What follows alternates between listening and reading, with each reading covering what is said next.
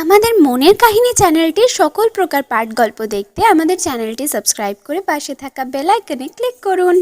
সকালবেলা ঘুমাচ্ছি, এমন সময় পুরো খাট কাঁপছে। আমি হয়তো ভাবছি ভূমিকম্প হচ্ছে।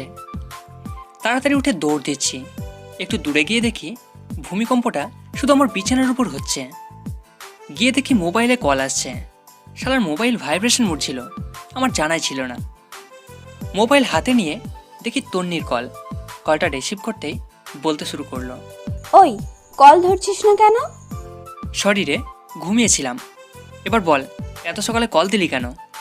আজকে একটু তাড়াতাড়ি ক্যাম্পাসে আসিস, তোদের একটা গুড নিউজ দেব।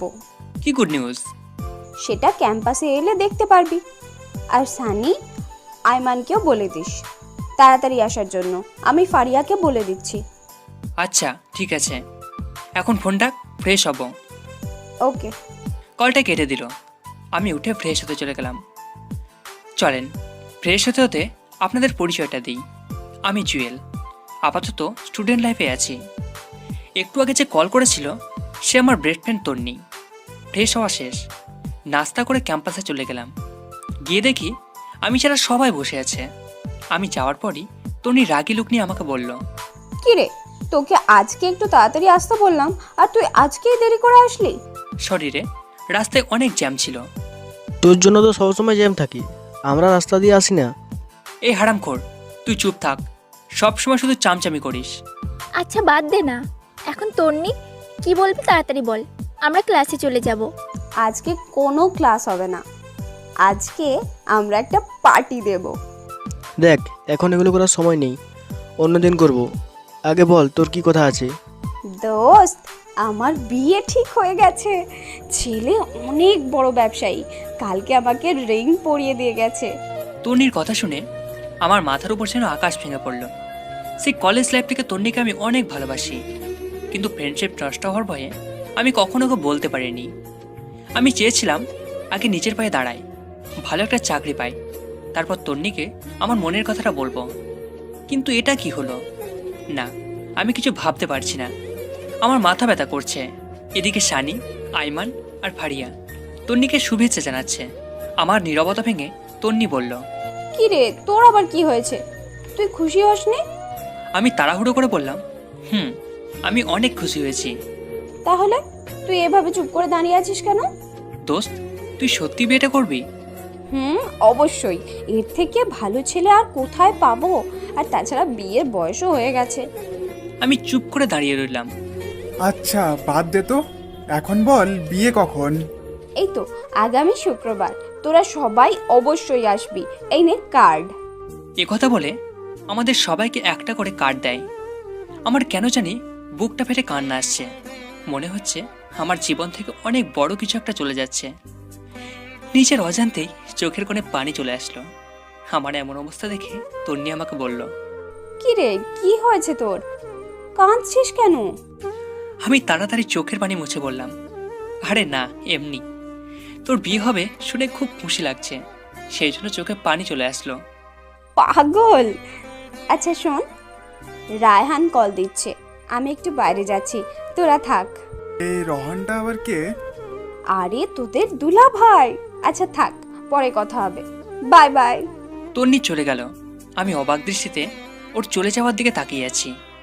আস্তে আস্তে চোখটা ঝাপসা হয়ে গেল, মনে হয় আবার পানি জমে এসেছে।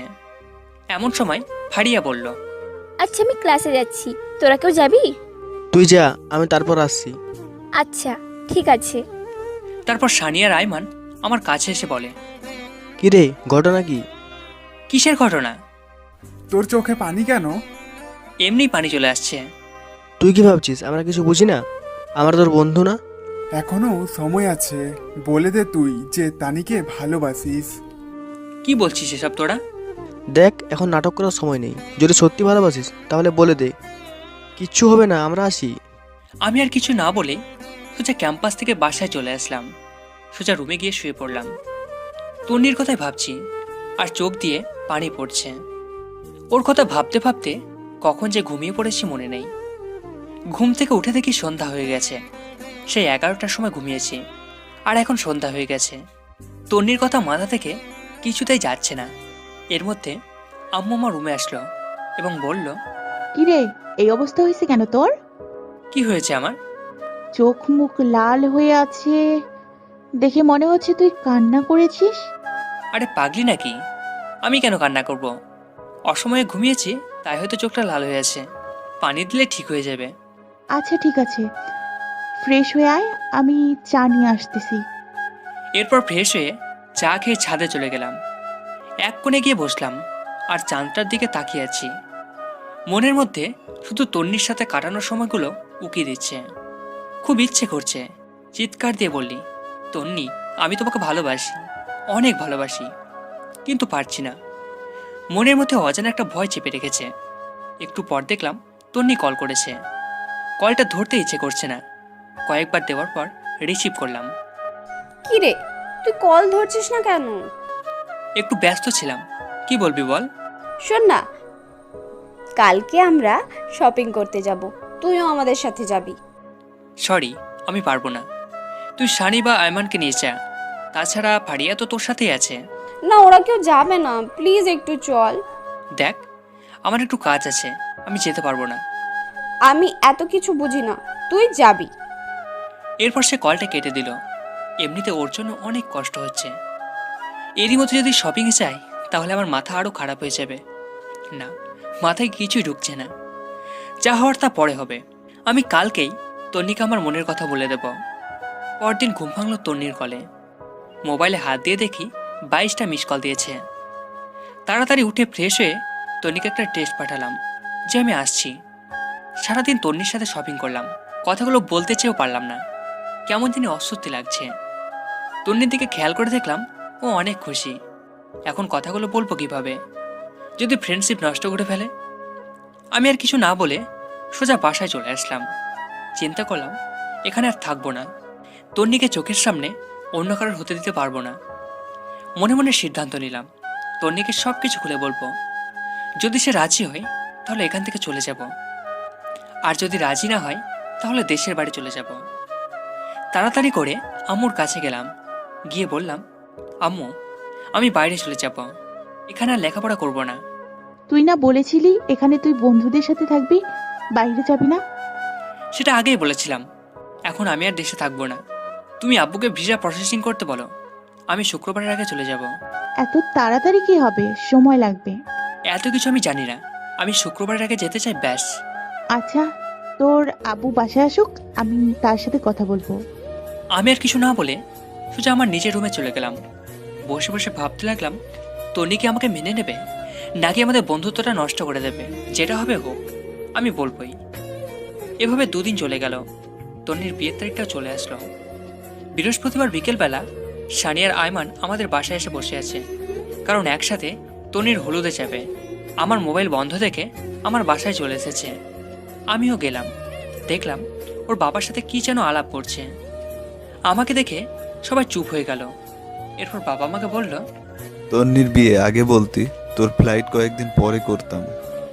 আমি কিছু না বলে উঠে চলে যাচ্ছিলাম। এমন সময় বাবা বলল, শোন, কোথায় যাচ্ছিস? বাবা, ওদের সাথে যাচ্ছি। আচ্ছা, যেখানেই যা তাড়াতাড়ি আসিস। আজ রাত 9টায় তোর ফ্লাইট, কথাটা যেন মাথায় থাকে।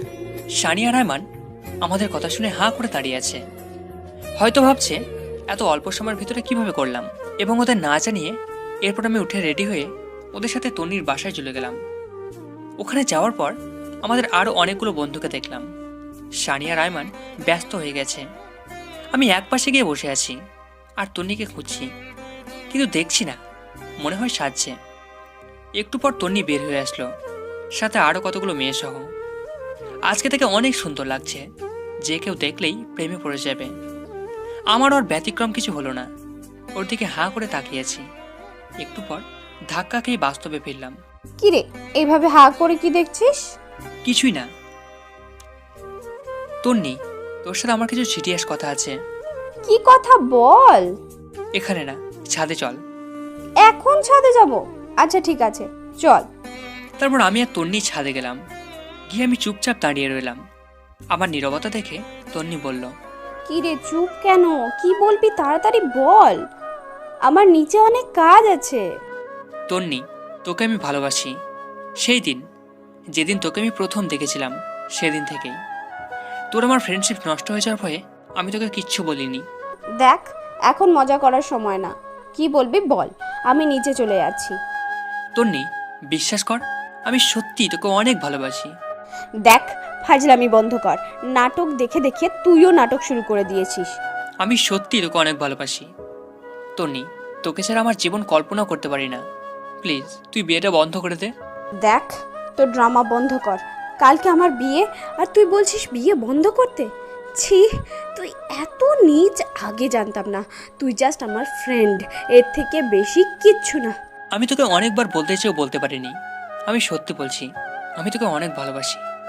এই কথা বলেই আমি তন্নির গালে একটা কিস বসিয়ে দিলাম, আর সে আমার দিকে রাগীভাবে তাকিয়ে অনেক জোরে একটা ধাক্কা দেয় এবং ঠাস ঠাস করে দুটা গালে দুটো থাপ্পড় বসিয়ে দেয় আর বলতে থাকে, ছি, আমার ভাবতেই অবাক লাগে, তোর মতো ছেলের সাথে আমি ফ্রেন্ডশিপ করেছি, তাও আবার বেস্ট ফ্রেন্ড। কালকে আমার বিয়ে আর তুই আজকে এসেছিস আমাকে প্রপোজ করতে, তোর একটু লজ্জা শরম নেই? তুই আমার কথাটা শোন। তোর কোনো কথাই আমি শুনবো না, তুই এখনই আমাদের বাসা থেকে চলে যা, তোকে যেন আর কোনো দিন আমার সামনে না দেখি। তোর আর আমার ফ্রেন্ডশিপ এখানেই শেষ, আজ থেকে তুই আমার সাথে কোনো ধরনের যোগাযোগ করার চেষ্টা করবি না। তন্নি প্লিজ আমার কথাটা শোন। পুরো কথাটা বলতে না দিয়ে, তোর সাথে আর কোনো কথা নেই, তুই এখান থেকে চলে যা, না হলে গলা ধাক্কা দিয়ে বের করে দেব। আমি আর কিছু না বলেই চোখ মুছতে মুছতে সেখান থেকে বেরিয়ে গেলাম। এরপর বাসায় গিয়ে রেডি হয়ে বাবা আর আমি এয়ারপোর্টের উদ্দেশ্যে রওনা দিলাম। সানি আইমান কাউকে কিছু জানালাম না। এরপর এয়ারপোর্ট থেকে বাবার কাছ থেকে বিদায় নিয়ে চলে গেলাম দেশ ছেড়ে। অনেক কষ্ট হচ্ছিল প্রিয় মানুষগুলোর জন্য, কিন্তু আমি এখানে থাকলে হয়তো আরও কষ্ট পাবো। যাওয়ার আগে নিজের ভার্চুয়াল জগতের সব কিছু ডিলিট করে দিলাম, একটা নাম্বারও ওপেন রাখলাম না। সেখানে গিয়ে বেশ কিছুদিন মন খারাপ করে বসেছিলাম। পরে নতুন বন্ধু, নতুন ক্যাম্পাস পেয়ে তন্নির কথা প্রায় ভুলে গেলাম। আস্তে আস্তে ওখানকার পরিবেশের সাথে নিজেকে মানিয়ে নিলাম। দেখতে দেখতে 2 বছর চলে গেল, আমারও পড়ালেখা শেষ। চিন্তা করলাম এখানেই কোনো চাকরি করব, কিন্তু সেটা আর হলো না। আব্বু আম্মু কল দিয়ে কান্নাকাটি করছে। আব্বুকে অনেকবার বলেছি আমি এখানে চাকরি করব, বাট আব্বু বলল নিজের ব্যবসা দেখাশোনা করার জন্য। সেদিন রাতে বসে ল্যাপটপে কিছু কাজ করছি, এমন সময় বড় খালা আসলো। আমি বিদেশে বড় খালার কাছেই থাকি আর ওখান থেকে পড়ালেখা করি। আমার রুমে আমি খালাকে দেখে বললাম, খালামণি ঘুমাওনি এখনো? না রে বাবা, ঘুম আসছে না। তুই কি করতেছিস? কিছু না খালামণি, একটু কাজ করছি। কিছু বলবে? বাবা, একটা কথা বলতাম, যদি তুই অনুমতি দিস। আরে কি আজব, আমার সাথে কথা বলার জন্য তোমায় অনুমতি লাগবে নাকি? বলো কি বলবে। দেখ বাবা, আমার কোনো সন্তান নেই, তুই আমার নিজের সন্তানের মতোই। তুই যেদিন এখানে এসেছিলি আমি যে কি পরিমাণ খুশি হয়েছি তোকে বলে বোঝাতে পারবো না। আমি ভাবছি তোকে আমি সারা জীবন আমার কাছেই রেখে দিব, কিন্তু সেটা তো অসম্ভব। কেন অসম্ভব? আমি তোমাকে ছাড়া কোথাও যাচ্ছি না। আর তোমার সন্তান নেই কে বলেছে? আমিই তো তোমার সন্তান। কাল রাতে তোর আম্মু কল করেছিল। কি বলেছে? অনেক অসুস্থ, সারাদিন বাসায় থাকতে থাকতে ওর অনেক কষ্ট হয়। তোর বাবাও বাইরে বাইরে থাকে, তাই আমি বলছিলাম কি তুই দেশে ফিরে যা, তোর মায়ের কাছে থাক, আর একটা ভালো মেয়ে দেখে বিয়ে করে ফেল। তোর মা বাবাও অনেক খুশি হবে। খালামণি সব কিছু আছে, বাট আমি দেশেও যাচ্ছি না, অ্যান্ড বিয়ে তো পসিবল। এরপর খালামণি আমার হাত ধরে বলল, প্লিজ বাবা, এমন করিস না। তোর মা বাবার কথা একবার চিন্তা কর। ওদের কি ইচ্ছে করে না ছেলের বউয়ের সাথে সময় কাটাতে, নাতিদের সাথে একটু খেলা করতে? প্লিজ বাবা, তুই দেশে ফিরে যা। প্রয়োজনে মাঝে মাঝে এখানে আসিস, কিছুদিন থাকবি, ঘুরবি, ভালো লাগবে। প্লিজ বাবা, না করিস না। আচ্ছা ঠিক আছে, দেখি। দেখি না, তুই কালকেই যাবি, এই নে টিকিট। এই কথা বলে আমার হাতে একটা টিকিট ধরিয়ে দিল। আমি অবাক হয়ে জিজ্ঞাসা করলাম, খালামণি এটা কখন করলে? তোর এত কিছু জানার দরকার নেই। আর শুন, আমি কিছু জিনিস কিনে রেখেছি, ওগুলো নিয়ে যাবি। এখন ঘুমা। পরদিন সব কিছু ঠিকঠাক করে খালামণির কাছ থেকে বিদায় নিয়ে চলে আসলাম দেশে। বাবা মা আগে থেকে এয়ারপোর্টে ছিল। আমাকে দেখেই কান্না শুরু করে দিল। মায়ের দিকে তাকিয়ে আমি অবাক হয়ে গেলাম। অনেক অসুস্থ, ঠিক মতো দাঁড়াতেও পারছে না। বাবার অবস্থা ঠিক আগের মতো নেই। এরপর বাবার মায়ের সাথে বাসায় গিয়ে খাওয়া দাওয়া করলাম, তারপর ঘুমিয়ে পড়লাম। আগের সিমটা আবার ওপেন করলাম। কল আর মেসেজ এসে পুরো সিম ফুল হয়ে আছে। একটা জিনিস দেখে খুব খারাপ লাগলো। তন্নি একটিবার কল তো দূরের কথা, একটা মেসেজ পর্যন্ত দেয়নি। হয়তো অনেক সুখে আছে, অনেক ভালো আছে, তাই আমাকে আর প্রয়োজন মনে করেনি। চোখের কোণে পানি এসে জমা হয়ে গেল। আমি শানির নাম্বারটাতে কল দিলাম। কয়েকবার কল দেওয়ার পর কল ধরতে শানি বলতে শুরু করলো, কি রে, তুই বাঁচা আছিস? কেন, মরলে খুশি হতে নাকি? এই কথা বলবি না তুই, তোর সাথে কোনো কথা নাই, আমরা তো তোর কেউ না। প্লিজ ভাই, রাগ করিস না, তোকে আমি সব কিছু বলবো। কিছু বলতে হবে না, তুই তোর মতো থাক। আচ্ছা শোন, বিকেলে কফি শপে আয়, তোদের সাথে দেখা করব। আর কিছু কথাও আছে। আইমান আর ভাড়িয়াকে একটু কষ্ট করে বলে দিস। আচ্ছা ঠিক আছে। এ কথা বলে কলটা কেটে দিলাম। বিকেলবেলা বের হয়ে কফি শপের দিকে রওনা দিলাম। রাস্তাঘাট সব কিছু যেন কেমন চেঞ্জ হয়ে গেছে। একটু পর কফি শপে গেলাম। গিয়ে দেখি সবাই বসে আছে। আজকে আমার লেটই হয়েছে। আমাকে দেখে ওরা দৌড়ে এসে আমাকে জড়িয়ে ধরলো। এরপর তিনজন মিলে 10 মিনিট কিল আর ঘুষি দেয়। এ তো দিনের জমানোর সবগুলো একসাথে দিয়ে দেয়। ওদের সাথে কৌশল বিনিময় করলাম। তারপর শানিকে বললাম, তো তোর আর কি অবস্থা, চাকরি বাকরি কিছু করছিস নাকি? একটা প্রাইভেট কোম্পানিতে আমি ফারিয়া একসাথে জব করি। গুড। আইমান, তুই কি করছিস? কি আর করব, বাবার সাথে আছি ব্যবসা নিয়ে। তো তুই কি করবি, দেশে থাকবি নাকি আবার উদা হয়ে যাবি? আরে না, তোদের ছাড়া আমি যাচ্ছি না। তো তোর বউ কোথায়? আরে আমি এখনো বিয়ে করিনি, তবে আম্মা ওনার বন্ধুর মেয়ের সাথে ঠিক রাখছে। ওর পড়ালেখা শেষ হলে তারপর বিয়ে। শানি আর ভাড়িয়াকে বলল, আচ্ছা ভালো। তোদের দুজনের কি অবস্থা? দেখি দুজন দুজনের দিকে তাকিয়ে হাসছে। এরপর আইমান বলল, মামা ওরা নিজেরাই সারাই ফেলছে। কি, তোরা ওই কাজ করলি? যাক, খুশি হলাম। সারা জীবন একসাথে ছিলিস, এখনো থাকবি, ভালোই হয়েছে। তো তুই কবে করছিস? আমার মতো ছেলেকে কে মেয়ে দেবে বল? এই তন্নি কেমন আছে রে? মনে হয় অনেক সুখে আছে, তাই না?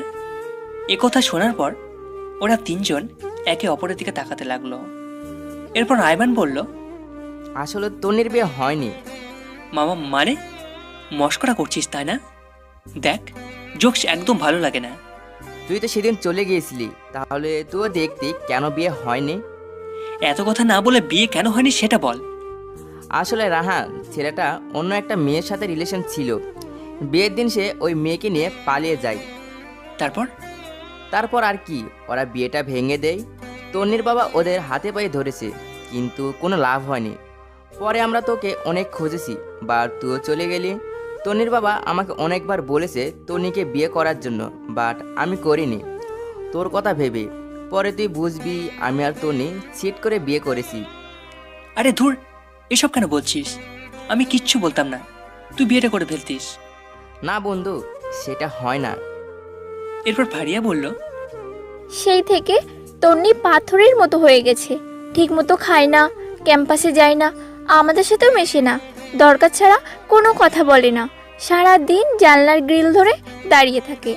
ওর আর বিয়ের জন্য প্রপোজাল আসেনি? আসছে, বাট সে করবে না। আমাদের বিয়ের সময় এসে সে গিফটটা দিয়ে চলে গেছে। ও কি এখনো এখানে থাকে নাকি নিয়ে চলে গেছে? না, আগের বাসায় আছে। আমি একটু ওর সাথে কথা বলবো, তোরা যাবি আমার সাথে? আজকে তো সময় নেই, কালকে বিকেলবেলা সবাই ফ্রি আছি। আচ্ছা ঠিক আছে, চল তাহলে। এরপর ওদের কাছ থেকে বিদায় নিয়ে বাসায় চলে আসলাম। শুয়ে শুয়ে চিন্তা করছি ওর বাবা মায়ের কাছে বিয়ের প্রস্তাব দিলে কেমন হয়। ইস, আমি যদি সেদিন থাকতাম হয়তো এতদিন আমারও বাচ্চা বড় হয়ে যেত। এসব ভাবতে ভাবতে ঘুমিয়ে গেছি। পরের দিন আমরা চারজন ওদের বাসায় গেলাম। দরজার সামনে দাঁড়িয়ে কলিং বেল বাজালাম। একটু পর মা এসে দরজা খুলে দেয়। আমাদের দেখে উনি অনেক খুশি হন। আমাকে দেখে বলে, আরে জুয়েল, তুই কোথা থেকে আসলি? এতদিন কোথায় ছিলে বাবা? আন্টি, আমি তো দেশে ছিলাম না। ও আচ্ছা, এই দাঁড়িয়ে কেন? আসো, সবাই ভিতরে আসো। তারপর আমরা সবাই ভিতরে গেলাম। সেখানে বসে আন্টির সাথে অনেক গল্প করলাম, কিন্তু তন্নিকে কোথাও দেখছি না। আমি ফারিয়াকে ইশারা করে বললাম তন্নিকে দেখতে। সে উঠে তন্নির রুমে চলে গেল, গিয়ে অনেকক্ষণ পর আসলো। তারপর আমি বললাম, কি রে, ও বাসায় নেই? আছে ভিতরে, এখানে নাকি আসবে না। তুই কথা বললে ভিতরে যা। এরপর আমি উঠে ভিতরে গেলাম, গিয়ে দেখলাম ও জানলার গ্রিল ধরে দাঁড়িয়ে আছে। আমি অনেকক্ষণ পিছনে দাঁড়িয়ে রইলাম, কেমন জানি নার্ভাস লাগছে, কিন্তু ওর কোনো নড়াচড়া নেই। তারপর আমি একটা কাশি দিলাম, দেখলাম পিছনে তাকালো। এরপর সে বলল, কি রে, কখন এসেছিস? এই তো কিছুক্ষণ হলো। কেমন আছিস তুই? ভালো। তুই এখানে কেন এসেছিস? কথাটা শুনে অনেক খারাপ লাগলো। এতদিন পর দেখা হলো, অথচ কেমন আছি সেটা জিজ্ঞাসা না করে উল্টে আমাকে বলে কেমন আছিস। এরপর আমি বললাম, এখনো রাগ করে আছিস? সেদিনের জন্য অনেক সরি রে। আমি কারো উপর রাগ করি না, সেই অধিকার আমার নেই। এতদিন কোথায় ছিলি? বাইরে। তো এখন এখানে কেন এসেছিস? তোকে দেখতে। দেখা হয়ে গেছে, এখন যা। কেন, তোর কি বিরক্ত লাগছে নাকি? তুই রুম থেকে বের হলে আমি খুশি হব। প্লিজ এখান থেকে চলে যা। আমি আর কিছু না বলে সোজা বাসায় চলে আসলাম, একরকম অপমানিত হয়ে। এরপর আন্টি নাস্তা নিয়ে আসলো। আমরা নাস্তা খেতে খেতে কথা বলছি। এরপর আমি আন্টিকে বললাম, আন্টি, একটা কথা বলতাম, যদি কিছু মনে না করেন। বাবা বলো। আন্টি, আমি তন্নিকে বিয়ে করতে চাই। আমার কথা শুনে আইমান, সানি আর ভারিয়া অবাক হয়ে আমার দিকে তাকিয়ে রইল। তখনই আন্টি বলল, কিন্তু বাবা, তোমার মা বাবা কি রাজি হবে? আর তন্নির তো বিয়ে করার কোনো ইচ্ছে নেই বলছে। আন্টি, আমার মা বাবা আমার উপর কোনো কথা বলবে না। আপনি যদি রাজি থাকেন তাহলে আমি তন্নিকে বিয়ে করব। বাবা ঠিক আছে, কিন্তু তন্নি। আন্টি, বিয়ের পর সব কিছু ঠিকঠাক হয়ে যাবে। আচ্ছা বাবা, দেখি কি করা যায়। তারপর আমি, আইমান, সানি আর ভারিয়া তন্নিদের বাসায় চলে আসলাম। পরে আমি আব্বু আর আম্মুকে বললাম তন্নির কথা। আমার কথা শুনে ওনারা তো অনেক খুশি, বললেন তোর পছন্দই আমার পছন্দ, আর তন্নি মেয়েটাকে আমারও অনেক ভালো লাগে। অবশেষে আমাদের বিয়েটা হয়ে গেল। তন্নিকে একরকম জোর করে বিয়েটা দেওয়া হয়েছে। কবুল বলার সময় দেখলাম সে বলতে চাচ্ছে না। ভারিয়া আর ওর মায়ের জোড়াজড়িতে পড়ল। এখন প্রায় রাত 12টা। আমি, সানিয়া, রায়মান ছাদের উপর বসে আড্ডা দিচ্ছি। এমন সময় ভারিয়া উপরে আসলো আর এসে আমাকে বলল, কি রে, তুই এখানে? তো কোথায় থাকবো? আজকে না তোর বাসর রাত? তন্নি অনেক আগে থেকে একা একা বসে আছে, যা ঘরে যা। এরপর আমি উঠে আস্তে আস্তে রুমের দিকে হাঁটা দিলাম। এমন সময় সানি বলল, মামা, মনে করে বিড়ালটা মারিস, আর কোনো দরকার হলে আমায় কল দিস। এই ফাজিল, তোর মুখে কি কিছুই আটকায় না? সবাই কি তোর মতো নাকি? আমি আর কিছু না বলে একটা মুচকি হাসি দিয়ে ছাদ থেকে চলে আসলাম। বাসের ঘরের সামনে দাঁড়িয়ে আছি। কেমন জানি ভয় লাগছে, আবার লজ্জাও লাগছে। অনেকক্ষণ দাঁড়িয়ে থেকে আস্তে করে দরজাটা খুলে ভিতরে প্রবেশ করলাম। দরজা লাগিয়ে দিলাম। দেখলাম তন্নি মাথা নিচু করে বসে আছে। আমি গিয়ে খাটের উপর বসলাম। এমন সময় তন্নি আমাকে বলল, তোর সাথে আমার কিছু কথা আছে। কি কথা বল। আর শোন, আজকে থেকে আমি তোর স্বামী। সো আর তুই করে বলবি না, তুমি করে বলবি, আর আমিও বলবো। দেখ, তোকে আমি কখনোই স্বামী হিসাবে মানতে পারবো না। তুই জাস্ট আমার ফ্রেন্ড। তাহলে বিয়েতে মত দিলি কেন? তোর কি ধারণা আমি নিজে থেকে মত দিয়েছি? জীবনেও না।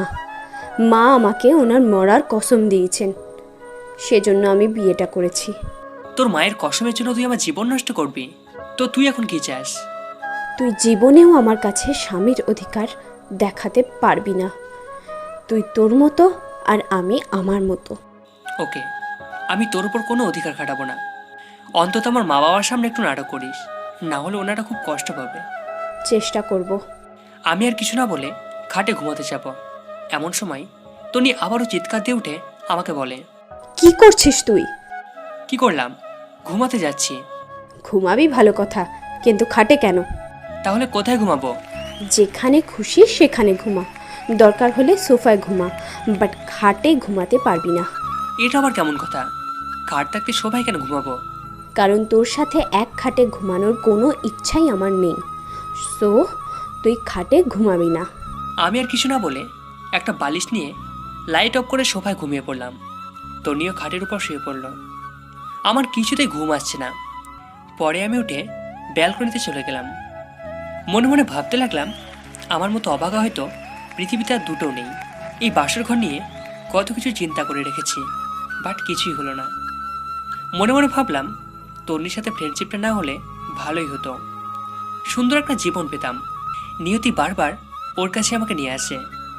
এসব ভাবতে ভাবতে কখন যে চোখের কোণে পানি এসে জমা হয়েছে বুঝতেই পারিনি। এমন সময় খেয়াল করলাম রুম থেকে কান্নার আওয়াজটা আসছে। আমি তাড়াতাড়ি রুমে ঢুকে লাইটটা অন করলাম। দেখলাম তোরটি ফুপিয়ে ফুপিয়ে কাঁদছে। লাইট অন করতেই কান্না বন্ধ করে দিল।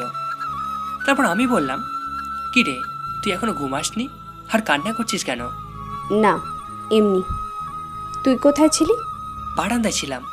ঘুমিয়ে পড়, বেশি রাত জাগলে আমার শরীর খারাপ করবে। তুইও ঘুমিয়ে পড়। আমি আর কিছু না বলে লাইটটা অফ করে দিলাম। খেয়াল করে দেখলাম ওর মোবাইলে রায়হান ছেলেটার ছবি। এবার বুঝতে পারছি তন্নি কেন কান্না করছে।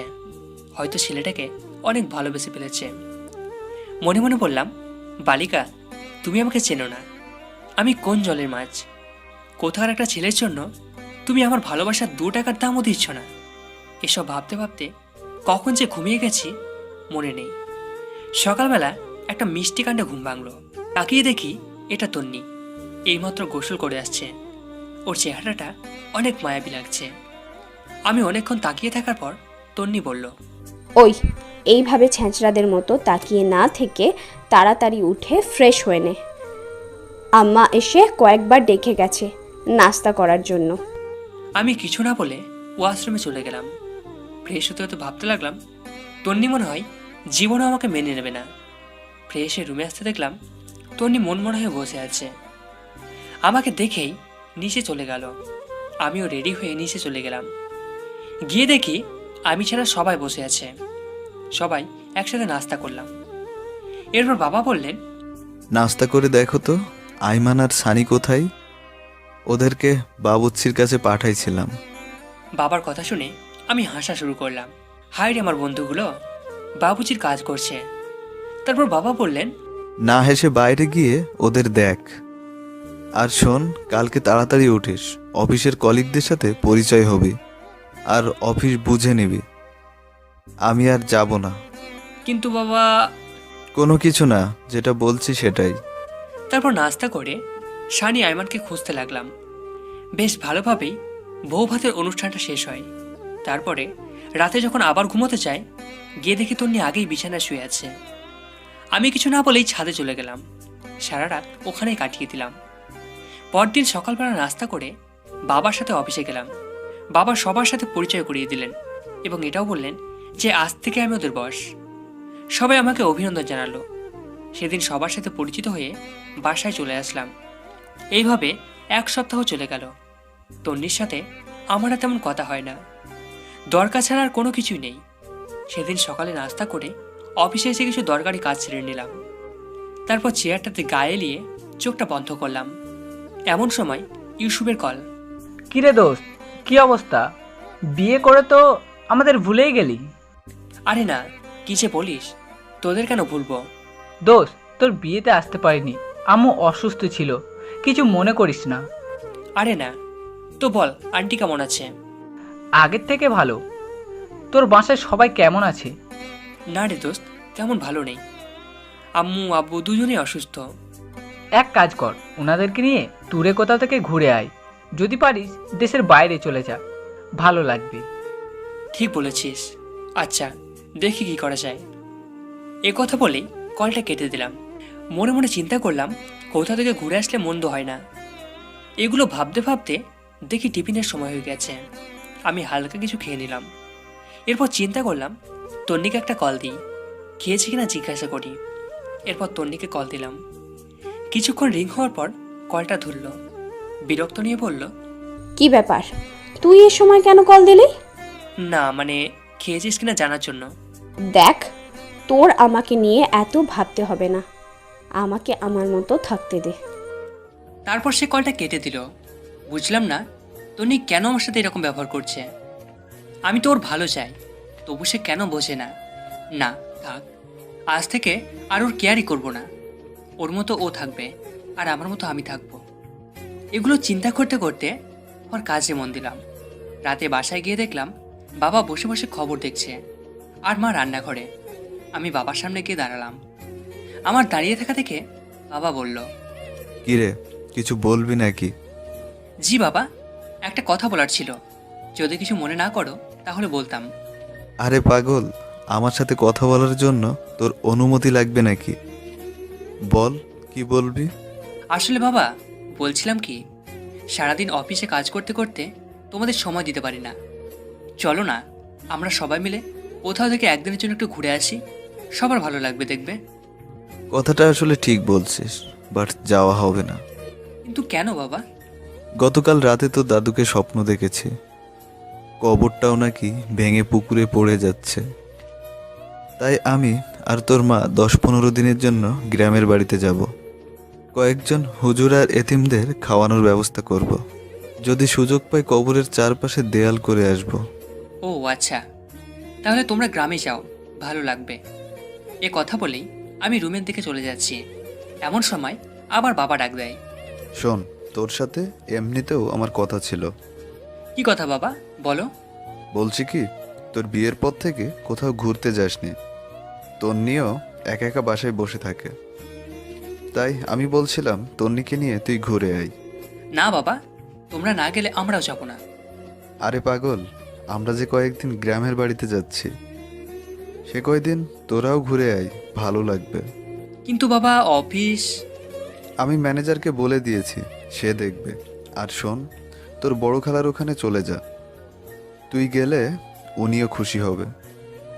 ওনার সাথে কথা বলে আমিও সব কিছু ঠিক করে রেখেছি। তোর মায়ের কাছে তোদের দুজনের টিকিট রেখে দিয়েছি। বাবা এগুলো আবার কখন করলে? এত কিছু তোর জানার দরকার নেই, পরশুদিন ফ্লাইট। আমি আর কিছু না বলে হালকা একটা হাসি দিয়ে বাবার সামনে থেকে রুমে চলে গেলাম। মনে মনে ভাবতে লাগলাম তন্নি রাজি হবে। যে মেয়ে বিয়ের দিন রাতে আমাকে বলে স্বামী হিসেবে মানে না, সে কি রাজি হবে আমার সাথে হানিমুনে বাইরে ঘুরতে যেতে? দূর, যা হওয়ার তা পরে হবে। আগে কিছু খেয়ে নিই, অনেক ক্ষুধা লেগেছে। তারপর হালকা নাস্তা করে নিলাম। কিন্তু তন্নিকে দেখছি না কোথাও। রান্নাঘরে গেলাম, সেখানেও নেই। আম্মুকে জিজ্ঞাসা করলাম, আম্মু তন্নিকে দেখছি না যে, ও কোথায় গেছে? তন্নি একটু ওর বাপের বাড়ি গেছে। আমিও আর না করিনি, সারাদিন বাসায় বসে থাকে, বাইরে থেকে ঘুরে আসলে মনটা একটু হালকা হবে। আর আমি তন্নিকে বলে দিয়েছি তুইও আজকে ওদের বাসায় যাবি আর রাতটা ওখানে কাটাবি, সকাল হলে তন্নিকে নিয়ে বাসায় চলে আসবি। ধুর, আমি গিয়ে কি করব? এই তুই কি পাগল? মেয়েটা একা একা ওখানে গেছে, আর যদি একা একা আসে তাহলে ওদের বাসায় সবাই কি ভাববে? আচ্ছা, আমি সকালে গিয়ে নিয়ে আসবো। সকালে মানে এখন যাবি তুই? যা, রেডি হয়ে নে। কি আর করার, রেডি হয়ে ওদের বাসার দিকে রওনা দিলাম। তন্নিকে অনেকবার কল দিলাম, কিন্তু সে কল ধরছে না।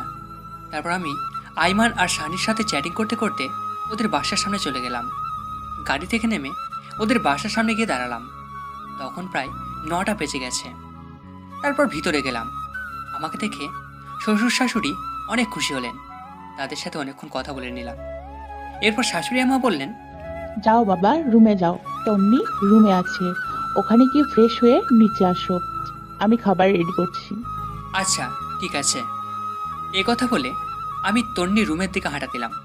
ওর দরজার সামনে গিয়ে শুনতেই পাই ওর রুমের থেকে অনেক জোরে জোরে হাসির শব্দ আসছে। সবার থেকে ওর হাসিটা আলাদা। অনেকদিন পর সে হাসছে। আমি বাইরে থেকে উঁকি দিয়ে দেখলাম ওর কয়েকজন কাজিন সেখানে বসে ওর সাথে গল্প করছে। তাদের মধ্যে একজন আমাকে দেখে ফেলল। তারপর সে বলল, আরে দুলা ভাই, আপনি এসেছেন? আমরা আপনার কথাই বলছিলাম, আসুন ভিতরে আসুন। তারপর আমি ভিতরে গিয়ে অনেকক্ষণ ওদের সাথে গল্প করলাম। তারপর ওরা সবাই চলে গেল। তখন তন্নি আমাকে বলল, তুই এখানে কেন এসেছিস? মানে কি? তোর বাসায় আসার জন্য মনে হয় আমার ঠেকাও পড়েছে। আম্মু আমাকে আসতে বলছে। তন্নি মুখে একটা বিরক্তি নিয়ে কিছু একটা বলতে যাবে, এমন সময় শাশুড়ি এসে আমাদের ডেকে নিয়ে গেলেন খাবার জন্য। আমি আর কিছু না বলে সোজা খেতে চলে গেলাম। খাবার টেবিলে বসে তো অবাক, এত খাবার! আসলে শ্বশুরবাড়ি রসের হাঁড়ি, সবগুলো খাবারই আমার পছন্দের। এরপর খাওয়া দাওয়া সেরে আমি রুমে এসে বিছানায় শুয়ে পড়লাম। কিছুক্ষণ পর তন্নি রুমে আসলো আর এসেই চেঁচামেচি শুরু করে দিল। কি রে, তুই বিছানায় শুয়েছিস কেন? তো কোথায় শোবো? তো রুমে তো সোফাও নেই। সোফা নেই তো কি হয়েছে? ফ্লোর আছে না, ফ্লোরে শুয়ে পড়। মানে ফ্লোরে শুয়ে পড়বো মানে? এত মানে টানে বুঝি না। আমি তোর সাথে এক বিছানায় ঘুমাতে পারবো না। কেন ঘুমাতে পারবি না? শোন, বিয়েটা যেভাবেই হোক, এখন আমি তোর স্বামী, আর তোর ভয়ের কিছু নেই। আমি তোকে কিচ্ছু করবো না। সেটাও যদি না হয় তাহলে তুই নিচের ফ্লোরে শুয়ে পড়। ফ্লোরে আমার ঘুম আসে না। আমার অসম্ভব বিরক্ত লাগছে মেয়েটার কর্মকাণ্ড থেকে। ইচ্ছা করছে কানের নিচে দুইটা দিয়ে দিই। এরপর সে আবার বলতে শুরু করলো, এই শোন, এটা আমার রুম, সো বিছানাটাও আমার। আমার বিছানায় আমি ঘুমাবো। তো কি হয়েছে, ভুলে গেছিস এতদিন আমার বিছানায় ছিলি আর আমি সোফায় ছিলাম?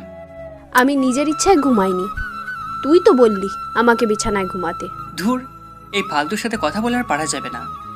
তাই আমি নিচেই ফ্লোরে শুয়ে পড়লাম। শুয়ে শুয়ে ভাবছি, তন্নি যদি কালকে আমাদের বাসায় যাওয়ার পর শোনে যে আমি হানিমুনের ব্যবস্থা করে আসছি, তখন কি করবে? এগুলো ভাবতে ভাবতে দেখলাম ফকিনি খুব আরাম করে ঘুমিয়ে আছে।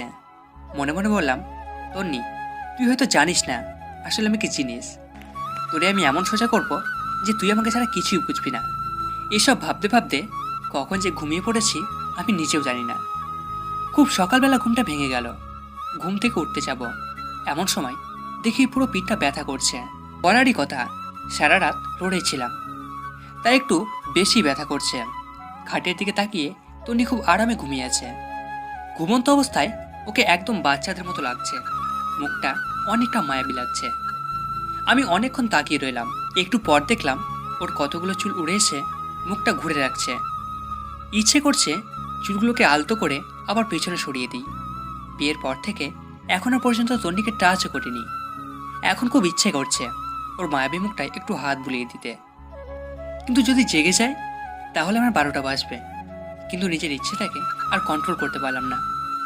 ওর মুখের চুলগুলো আস্তে আস্তে সরাতে লাগলাম। হঠাৎ করেই তন্নির ঘুম ভেঙে যায় আর আমাকে ওর কাছ থেকে চিৎকার দিয়ে উঠে এসে সাথে সাথে আমার মুখে ঠাস ঠাস করে দুটো চড় বসিয়ে দেয়। তারপর রেখে চোখ মুখ লাল করে আমাকে বলতে লাগলো, ছি, তুই এত নোংরা! আমি তো তোকে ভালো মানুষ ভেবেছিলাম, কিন্তু তুই যে এত নিম্নমানের আমি তো জানতাম না। তোর সাথে কথা বলতেই আমার রাগ হচ্ছে। তুই ভুল ভাবছিস, আমার কথা শোন। পুরোটা বলতে না দিয়েই তোর কোনো কথাই আমি শুনবো না। এমন সময় তন্নির আম্মু এসে আমাদের ডাক দেয় এবং বলে তাড়াতাড়ি নিচে যাওয়ার জন্য, কারণ নাস্তা রেডি হয়ে গেছে। তারপর আমি আর কিছু না বলে ওয়াশরুমে চলে যাই। ফ্রেশ হয়ে এসে ও রুমে বসে আছি। সেও কোথায় যেন গেছেন। আমি বসে বসে ভাবছি, মানুষ কারো সহজে অবিশ্বাস করতে পারে। আমি যদি জোর করে কিছু করার চেষ্টা করতে পারতাম তাহলে বিয়ের প্রথম রাতে করতে পারতাম, বাট এগুলো তো আমার মনে নেই। একটু পর তন্নি এসে আমাকে নিয়ে নাস্তা করতে গেল। আমিও কোনো কথা না বলে চুপচাপ নাস্তা রুমে চলে গেলাম। এসে রেডি হচ্ছি, কারণ তন্নিকে বাসায় দিয়ে এসে আমি আবার অফিসে চলে যাব। তন্নিও রেডি হয়ে আসলো। তারপর তাকে বাসায় দিয়ে আসলাম। অফিসে গিয়ে দেখি অনেক কাজ জমে আছে। এক নাগাড়ে করতে লাগলাম। ঘড়ির দিকে তাকিয়ে দেখি 2টা বেজে গেছে। না, এখন আর কাজ করা যাবে না। আমি উঠে নামাজ পড়লাম। তারপর ক্যান্টিনে গেলাম নাস্তা খাওয়ার জন্য। এমন সময় তন্নির কল আসলো। বল কি হয়েছে? কিন্তু কলটা দিয়েছে বাবা। তারপর উনি বলল, তন্নি না, আমি তোর বাবা বলছি। বাবা, এমন সময় কল দিয়েছো, কিছু বলবে? তুই এখন কোথায়? ক্যান্টিনে এসেছি নাস্তা করার জন্য। নাস্তা করার দরকার নেই, তুই বাসায় আয়, একসাথে খাবো। কিন্তু বাবা। কোনো কিন্তু না, তোর সাথে কথা আছে। আচ্ছা ঠিক আছে, আসছি। এরপর আমি বাসায় চলে গেলাম। গিয়ে দেখি সবাই খাবার টেবিলে বসে আছে। মনে হচ্ছে আমার জন্য বসে আছে। আমি গিয়ে মায়ের পাশে বসলাম। খাওয়া দাওয়া শুরু হলো। একসময় বাবা বলল, তোকে যে বলছিলাম আমরা গ্রামের বাড়িতে যাব, মনে আছে তোর? তোর দাদা দাদুর কবর পাকা করব। হুম, আছে, কিন্তু কিন্তু কি? আমি কোথাও যেতে পারবো না। আরে তুই আমাদের সাথে যাবি কেন? তোরা তো ঘুরতে যাচ্ছিস। না বাবা, আমরা কোথাও যাচ্ছি না। দরকার হলে তন্নিকে তোমাদের সাথে নিয়ে যাও। দেখলাম তন্নি আমার দিকে আর চোখে তাকিয়েছে। তারপর মা বললেন, এটা কেমন কথা? তুই না কালকে বললি তোরা ঘুরতে যাবি? হুম, বলেছিলাম, বাট আর যাব না, আমার কাজ আছে, সব কিছু ক্যান্সেল করে দিয়েছি। তারপর বাবা তন্নিকে জিজ্ঞাসা করলো ওনাদের সাথে যাবে কিনা। তন্নি না করে দিল। আমিও আর কিছু না বলে সোজা রুমে চলে আসলাম। বিকেলবেলা আর অফিসে গেলাম না। সেদিন বিকেলবেলা সানি আর আয়মানের সাথে আড্ডা দিলাম অনেকক্ষণ ধরে। এর মধ্যে আয়মান আমাকে বলল, এই জুয়েল, তনি কি তোকে মেনে নিয়েছে নাকি এখনো পাগলামো করে? আমি টেনশনে পড়ে গেলাম।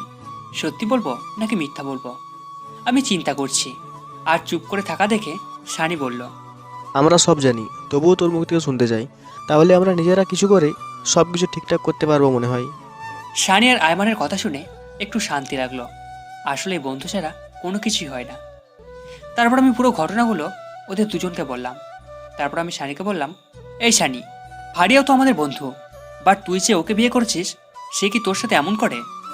আরে না, ও আমার অনেক কেয়ার করে। আরে সানি তো বাসর রাতেই বিরাট মেরে ফেলছে। এ কথা বলে সবাই হাসাহাসি শুরু করলাম। একটু পর আয়মান আমাকে বলল, জুয়েল শোন, একটা বুদ্ধি দি, আমার ধারণা 100% কাজ দিবে। আরে তাড়াতাড়ি বল। তুই আজ থেকে তনির কোনো কেয়ার করবি না, ওকে সব সময় এড়িয়ে যাবি, খারাপ ব্যবহার করবি, দেখবি সোজা হয়ে গেছে। আরে না, এটা কি করে হয়? আমি ওকে অনেক ভালোবাসি। আরে বেটা শোন, ভালোবাসি বললে লাভ হবে না, ওর মনেও ভালোবাসি আনতে হবে। তুই আজ থেকে ওকে এড়িয়ে যা, দেখবি ঠিক হয়ে যাবে। আচ্ছা, দেখি কি করা যায়। এরপর আমি বাসায় চলে যাই। রুমে ঢুকলাম, সাথে সাথেই তন্নির প্রশ্ন শুরু হয়ে গেল। কোথায় ছিলি এতক্ষণ? অফিসে ছিলাম। অফিস কি 12টা পর্যন্ত হয় নাকি? সেটা তো না জানলেও চলবে। আর আমি কি করব না করব, কোথায় যাব নাকি সেটা যাব না, সেটা তোকে বলতে হবে নাকি? আমাকে বলতে হবে না। এত রাত পর্যন্ত জেগে থাকতে আমি পারবো না। তোকে জেগে থাকতে কে বলেছে? তুই ঘুমা। তুই আমার সাথে এভাবে কথা বলতেছিস কেন? কিভাবে বলেছি? সারাদিন অফিস করছি, বিরক্ত লাগছে, যা। ও, এখন তো বিরক্ত লাগবে, তাই না? চুপ করবি নাকি কানে নিচে দুটো দেব? কি? তুই আমাকে মারবি? তোকে মারতে কি আর কারো পারমিশন লাগবে নাকি? চুপ কর, নাহলে লাথি দিয়ে রুম থেকে বাহির করব। দেখলাম তন্নি চোখ মুখ লাল করে শুয়ে পড়ল। মনে মনে আয়মানকে ধন্যবাদ দিলাম। আসলে আপনারা যেমনটা দেখছেন, বাস্তবে আমি তেমন নয়। এর ব্যবহারের মাধ্যমে যদি তন্নি ভালো হয়ে যায়, সেই জন্য এমন করছি। আমি ওর কিছু না বলে লাইট অফ করে দিয়ে সোফায় শুয়ে পড়লাম। সকালবেলা ঘুম থেকে উঠে দেখলাম তন্নি বিছানায় নেই। আমি ফ্রেশ হয়ে নিচে গেলাম। দেখলাম তন্নি আব্বু আম্মুর ব্যাগ আর জিনিসগুলো রেডি করে দিচ্ছে। আমি যাওয়ার পর সবাই নাস্তা করতে বসলাম। মা বললেন, শোন, একটা কথা বলতাম। হুম, বলো। আমরা যাওয়ার পর তন্নি একটু ওর বাপের বাড়ি যাবে, তুই একটু দিয়ে আসিস। আমার সময় নেই, যে যাওয়ার সে একাই যাবে। আর বাপের বাড়ি থেকে কালকে তো আসলো। আমরা যাওয়ার পর বাসায় তো কেউই থাকবে না, তুই থাকবি অফিসে, তাই বলছিলাম। দেখো, এত কিছু আমি বুঝি না। ও গেলে একাই যাবে। আর কিছু না বলে নাস্তা করে উঠে গেলাম। তারপর বাবা মাকে আমি বাস স্টপে দিয়ে আসলাম। বাসায় এসে দেখি তন্নি নেই। কল দিলাম, ধরছে না। আমিও কল না করে রেডি হয়ে অফিসে চলে গেলাম। দুপুরবেলা ক্যান্টিনে খাবার খেতে গেলাম। বাবাকে কল দিয়ে জিজ্ঞাসা করলাম কত দূরে গেছে। অনেকক্ষণ কথাবার্তা বলে কেটে দিলাম। হঠাৎ করেই তন্নির কথা মনে পড়ল। আমি এবার তন্নিকে কল না দিয়েই শাশুড়িকে কল দিলাম। হ্যালো, আসসালামু আলাইকুম। ওয়ালাইকুম আসসালাম। বাবা, কেমন আছো? ভালো আছি, আপনারা সবাই ভালো আছেন? আছি, সবাই ভালো। খাওয়া দাওয়া করেছেন? তন্নি খেয়েছে? এই তো আমরা করতেছি, তুমি করছো? জি, নাস্তা করছি। অফিস শেষে আমাদের এখানে চলে আসিও। তোমার আব্বু আম্মুর সাথে আমার কথা হয়েছে। কিন্তু কোনো কিন্তু না, আমি বলছি তুমি চলে আসিও। আচ্ছা ঠিক আছে। কলটা কেটে দিলাম। তারপর সানিয়া রায়মানকে কল দিলাম, সব কিছু বললাম। ওরা বলছে চালিয়ে যাওয়ার জন্য। রাত প্রায় 8টা। আমি ওদের বাসার সামনে গেলাম। তন্নিকে কল দেবো সেটা চিন্তা করছিলাম, কিন্তু দিলাম না। কলিং বেল দেওয়ার সাথে সাথেই তন্নি এসে দরজা খুলে দিয়ে গেছে। মনে হয় আমার জন্য ওয়েট করছিল। আমি শ্বশুর শাশুড়ির সাথে কথা বলে তন্নি রুমে গেলাম। আমার সাথে কোনো কথা বলছে না। আমি ওয়াশরুমে গিয়ে ফ্রেশ হয়ে আসলাম। একটু পর শাশুড়ি এসে খাওয়ার জন্য ডেকে গেল। আমিও সোজা নিচে চলে গেলাম। খাওয়া দাওয়া করে বাইরে বের হলাম। আব্বুকে কল দিলাম। অনেকক্ষণ কল দিয়ে কথা বললাম। এরপর বাসায় আসলাম। রুমে যাওয়ার সাথে সাথেই তন্নি অনেক জোরে দরজাটা লাগিয়ে দিল। কি রে, এত জোরে দরজা দিলি কেন? তুই এখানে কেন এসেছিস? মানে কি? তোর মাই তো বলল। মা বললেই আসতে হবে নাকি? দেখ, বেশি কথা বলবি না, তোর দেখলে আমার রাগ হয়। যা শুয়ে পড়। তুই আমার রুম থেকে বের হ। তুই কি আমাকে অপমান করছিস? ধরে নে তাই। তুই আমার রুমে থাকতে পারবি না। ভুলে গেছিস সবসময় আমার রুমে থাকিস অ্যান্ড আমার খাটে। তুই কি যাবি নাকি গলা ধাক্কা দেব? আমি আর কিছু না বলে বের হয়ে গেলাম। চিন্তা করলাম নিজের বাসায় চলে যাব, কিন্তু এত রাতে যাওয়ার রিস্ক হয়ে যাবে। তাছাড়া শ্বশুর শাশুড়িও খারাপ মনে করবে। আর কিছু চিন্তা না করেই সোজা নিচে চলে গেলাম। অনেকক্ষণ হাঁটাহাঁটি করলাম, সময় যাচ্ছে না কিছুতেই। তারপর গিয়ে গেস্ট রুমের সোফায় গিয়ে শুয়ে পড়লাম। সকালবেলা শাশুড়ি ডেকে ঘুম ভাঙলো। আমাকে সোফায় দেখে উনি বলল, কি বাবা, তুমি সোফায় কেন ঘুমিয়েছো? রুমে যাওনি? আমি কিছু বলতে যাব এমন সময় তন্নি কোথা থেকে তার আম্মুকে বলে, আম্মু, তোমার জামাই কি করেছে জানো? কি করেছে? কাল রাতে আমাকে গান শোনানোর জন্য বলেছিলাম, সে শোনায়নি, তাই শাস্তি দিয়েছি যে আমার সাথে আজকে ঘুমাতে পারবে না। আমি তো পুরা টাস্কি খেয়ে বসে আছি। ফকিন্নি কত বড় মিথ্যা বললো আমায়। বাহ, কি সুন্দর, নিজেকে বাঁচিয়ে নিল। তারপর শাশুড়ি আমাকে বলল, বাবা, আমার মেয়েটা গান পছন্দ করে, তুমি মাঝে মাঝে একটু গান শোনাও। আর তুইও তন্নি, সামান্য একটা গানের জন্য বুঝি কেউ রুমে থাকতে দেয় না? আমি দুঃখ ভরাক্রান্ত একটা হাসি দিয়ে ওয়াশরুমে গিয়ে ফ্রেশ হয়ে নাস্তা করে অফিসে চলে গেলাম। একটু পর আমাদের অফিসে একটা কলিগ মেয়ে আমার রুমের সামনে আসলো। হ্যালো স্যার, আসতে পারি? আরে আদিবা, আসো আসো। Thanks sir. কিছু বলবে? বলছিলাম কি স্যার, আগামী সপ্তাহে আমি একটু বাড়ি যাব, আমার চাচাতো ভাইয়ের বিয়ে। ও আচ্ছা, ছুটি লাগবে এই তো? জি স্যার। কতদিন লাগবে? স্যার 7 দিন হলে ভালো হতো। আচ্ছা ঠিক আছে, যাও, দিলাম। ভালোভাবে যাবে। ধন্যবাদ স্যার। এরপর দেখলাম আদিবা কিছু বলবে, কিন্তু কিছুই বলছে না, শুধু ছটপট করছে। তাকে আমি বললাম, কি কিছু বলবে নাকি? আসলে স্যার একটা কথা বলার ছিল। সমস্যা নেই, বলো। স্যার, এখানে তো আমার কেউ নেই, আপনাকে বড় ভাইয়ের মতো দেখি। যদি ভাই হিসেবে আমার একটা উপকার করতেন, খুব খুশি হতাম। আরে পাগল নাকি তুমি? কোনো সমস্যা নেই, তুমি নির্ভয়ে বলো। স্যার, অনেকদিন পর বাড়ি যাচ্ছি তো, আব্বু আম্মুর জন্য কিছু শপিং করব আর কিছু জিনিস নিব। আপনি যদি বিকেলবেলা আমার সাথে একটু শপিংয়ে যেতেন, অনেক উপকার হতো। আচ্ছা ঠিক আছে, যাব। ধন্যবাদ স্যার। এ কথা বলে আদিবা তার ডেস্কে চলে গেল। বিকেলবেলা আদিবার সাথে শপিং মলে গেলাম। অনেক কিছু নিলাম, ওর বাবার জন্য, ওর মায়ের জন্য। অনেক কেনাকাটার পর আদিবা একটা কসমেটিকের দোকানে গেল। আমিও ওর পিছিয়ে পিছিয়ে গেলাম। আদিবার ব্যাগগুলো আমার কাছে ছিল।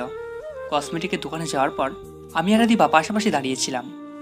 সেখানে গিয়ে বিশাল আকারের একটা শখ খেলাম। দেখলাম তন্নিও সেখানে তার বান্ধবীদের সাথে কি যেন কিনছে। আমাকে আদিবার সাথে দেখে আমার সামনে এসে বলে, মেয়েটাকে? ও আমার। পুরোটা বলার আগেই আমার গালে ঠাস করে একটা চড় মারে। একটা চড় বসিয়ে মুখ লাল করে কাঁদতে কাঁদতে দোকান থেকে বের হয়ে গেল। তন্নির কয়েকটা বান্ধবী এসে আমাকে বলল, ছি ভাইয়া, বাসায় বউ রেখে রাস্তায় অন্য মেয়েদের সাথে আপনি ঘুরছেন, আপনার লজ্জা করে না? তারপর সবাই দোকান থেকে বের হয়ে গেল। লজ্জায় আমার পুরো মুখ লাল হয়ে গেল। খারাপটাই সবাই দেখলো, আসল কাহিনীটা কারো চোখে পড়লো না। তারপর আমি আর আদিবাও বের হয়ে গেলাম। আদিবা আমাকে বলল, সরি স্যার, আমার জন্য আজকে আপনাকে অপমানিত হতে হয়েছে। আরে ধুর, এগুলো কিছুই না। তোমার কি দোষ? কেউ তো আসল কথা জানে না, সেই জন্য রিয়াক্ট করছে। ম্যাডাম কিন্তু অনেক রাগ করেছেন। এটা কোনো সমস্যা না, সব ঠিক হয়ে যাবে। স্যার, একটা কথা বলতাম। বলো। ম্যাডামের নাম্বারটা আমাকে দিবেন? আমি সব বুঝিয়ে বলবো। আরে তুমি কল দিলে সে আরও বেশি রিয়াক্ট করবে, উল্টে তোমাকে অপমান করবে। সমস্যা নেই স্যার, আপনি নাম্বারটা আমাকে দিন। আর এটা ধরেন। কি এটাতে? স্যার, আপনাদের বিয়েতে তো যেতে পারিনি, তাই ম্যাডামের জন্য আমার পক্ষ থেকে একটা গিফট। তুমি আবার এটা কখন কিনলে? সেটা আপনার না জানলেও চলবে। আপনি এটা নিন আর নাম্বারটা দিন। ধন্যবাদ, এই নাও নাম্বার। তারপর আমি নাম্বারটা দিয়ে দিলাম। গিফটটা নিয়ে আদিবাকে একটা রিক্সায় উঠিয়ে দিলাম। তারপর আমি বাসায় চলে আসলাম। এসে গিফটটা খুলে দেখলাম একটা নীল শাড়ি, অনেক সুন্দর, তন্নিকে অসাধারণ লাগবে। এরপর আমার মাথায় একটা বুদ্ধি আসলো, ফারিয়াকে কল দিয়ে সব কিছু বলে দিই, কারণ তন্নি আজকে বিষয়টা ফারিয়ার সাথে শেয়ার করবে। আমি ফারিয়াকে কল দিয়ে সব কিছু বলে দিচ্ছি এবং এটাও বলে দিয়েছি যে এমনভাবে কথা বলবে যেন তন্নির প্রচুর রাগ হয়। বাসায় একা একা ভালো লাগছে না, আব্বু আম্মুও নেই, তন্নিও নেই। আমি তন্নিকে কল দিলাম, বাট নাম্বার বন্ধ। এরপর তন্নির আম্মুর কাছে কল দিলাম। হ্যালো, আসসালামু আলাইকুম। ওয়ালাইকুম আসসালাম। বাবা, কেমন আছো? ভালো, আপনারা? আছি, সবাই ভালো। বাবা, তুমি একটু আজকে আমাদের বাসায় আসতে পারবে? আসলে আমার তো একটু কাজ ছিল। কেন, কোনো সমস্যা হয়েছে নাকি? আসলে হয়েছে কি, আমার বড় বোন নাকি অনেক অসুস্থ। আমি আর তোমার শ্বশুরাব্বা ওখানে যাচ্ছি, তাই যদি তুমি এখানে থাকতে ভালো হতো। তন্নিকেও নিয়ে যান তাহলে। ও যেতে যাচ্ছে না, সেজন্যই তো আমরা একটু টেনশনে আছি। সে একা একা বাসায় কিভাবে থাকবে? যদি তুমি আসতে ভালো হতো।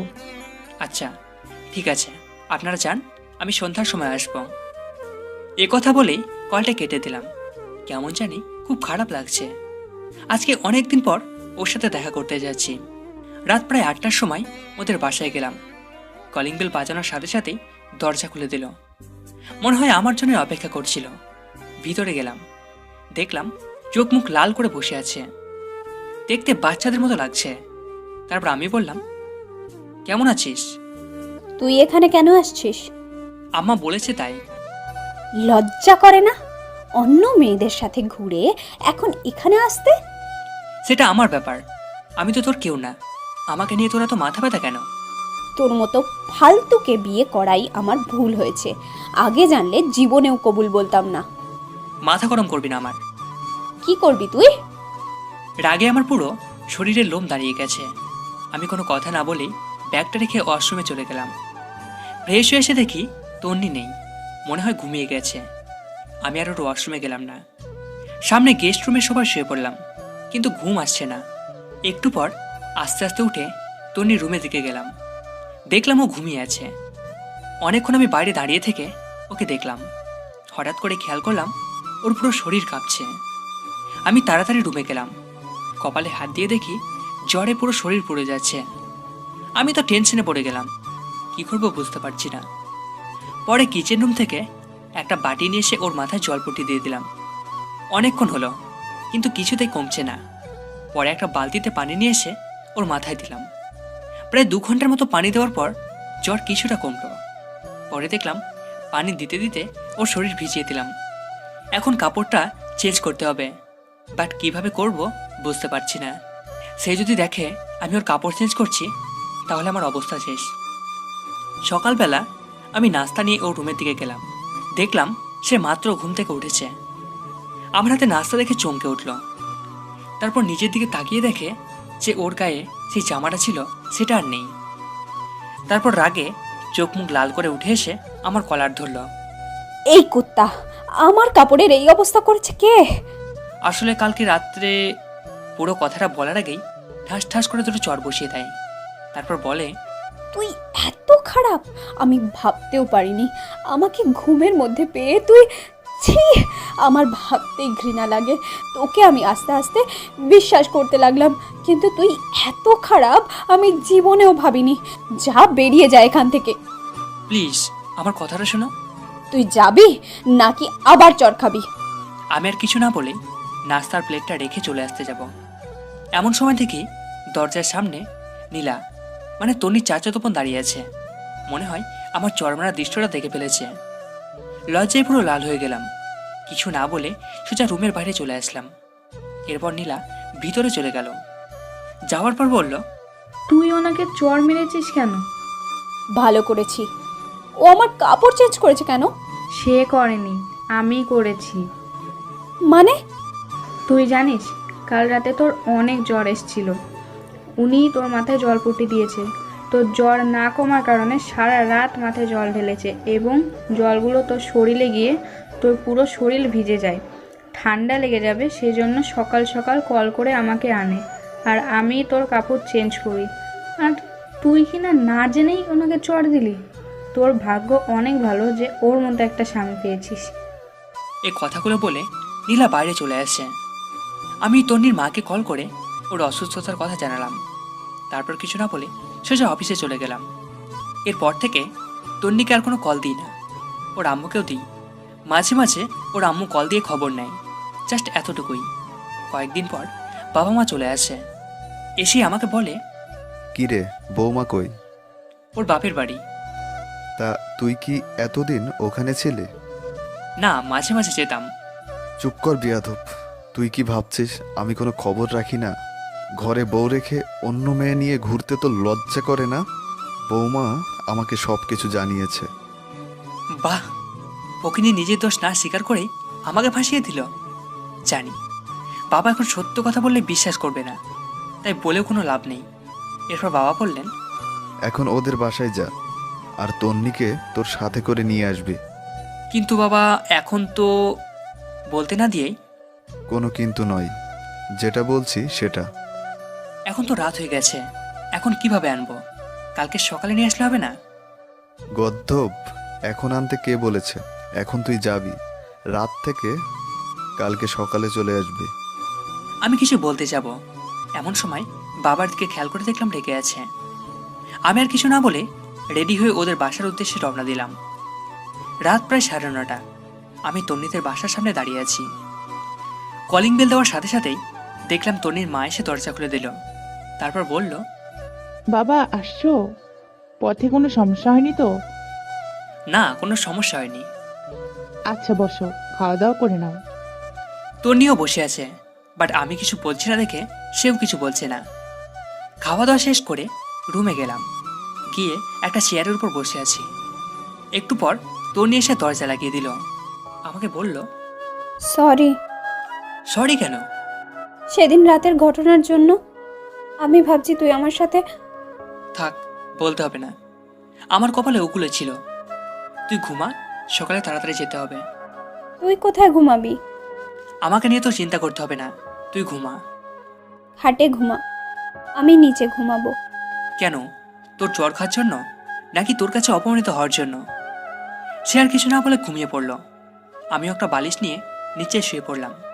সকালবেলা ঘুম থেকে উঠে ছাদে গেলাম। তোর নিয়ে আমার পিছনে পিছনে গেল। দেখে মনে হচ্ছে কিছু একটা বলবে, বাট বলতে পারছি না। তুই কি সত্যিই আমাকে ভালোবাসিস? পাগল নাকি? তোরে কেন আমি ভালোবাসবো? আসলে মিথ্যা বললাম, দেখি ও কি রিয়াক্ট করে। তাহলে এতদিন যে বললি তুই আমাকে ভালোবাসিস? মিথ্যা বলেছি, তোর সাথে থাকার বা কথা বলার কোনো ইচ্ছে আমার নেই। তাহলে আমাকে নিতে আসলি কেন? আব্বু আম্মু বলেছে তাই, না হলে জীবনেও আসতাম না। বাহ, ভালো তো, নতুন কাউকে পেয়ে গেছিস। এখন তো আমার দরকার নেই।